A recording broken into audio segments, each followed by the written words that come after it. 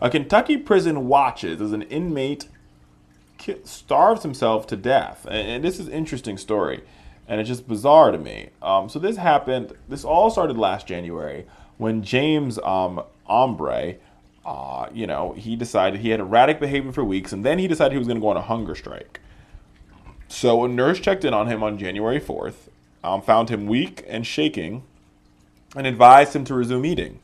Embry responded that he wasn't eating. He had went too long without eating, and he didn't plan on eating, and he was back on his hunger strike. 9 days later, the very day he died, a nurse practitioner came in, and the nurse practitioner, there was a recommendation made by staff as to why they called in the nurse practitioner. And for those folks who don't know, a nurse practitioner is basically like a resident. So they can sign orders and they could write doctor's orders, but they have to be under supervision of a licensed doctor.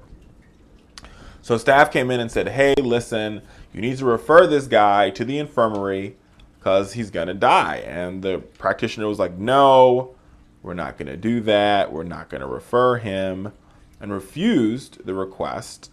And a couple hours later, guess what? Mr. Embry died from hunger. The fact that, and this goes to a larger, broader problem in America's prison system.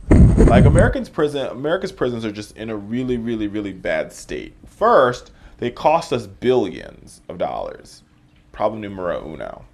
Problem numero dos is we're not really getting the bang for our buck. If a prisoner is on a hunger strike for 9 days, he's clearly sick, he's clearly dying, he probably needs intravenous fluids. Medical staff, the nurses have made an assessment, and a doctor cannot assess the patient and move the patient to the infirmary, and the patient then therefore dies. We have a serious problem here. And the fact that they were literally all watching him die should be the part that's the most shocking. Now, I understand he committed a crime. I understand that he's a quote unquote, he's part of the black eye of society. But that doesn't mean he deserves to die from lack of medical treatment. Not when the government, we the taxpayer, are paying for inmates to have adequate medical treatment, which is where the rub is. We're paying for the nurses. We're paying for the nurse practitioner to keep these prisoners healthy while they're in their, incarceration period. And now you're telling me that the patient dies. Well, he wasn't even a patient yet. The inmate dies while the nursing staff watches and the medical staff watches because they didn't want to refer him to the infirmary. That should cause a pause for most Americans. I'm just saying.